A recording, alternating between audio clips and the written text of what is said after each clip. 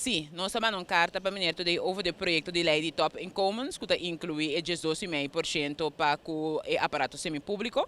Maneira você sabe, nós também temos na ano passado 3 acordos para o fiança de liquidez, que só a cumprir com 2 dias aqui não. E agora que falta é de 3, qual é barrada de 12,5% para o aparato semipúblico. Me querer depois de ano, até momento crucial para nós evaluar a introdução de 12,5% de recortes e amtanar não acessar aqui a criar o que nós tabata quepa e criar e se nota assim quando nós mestre ajustar para o aparato semipúblico.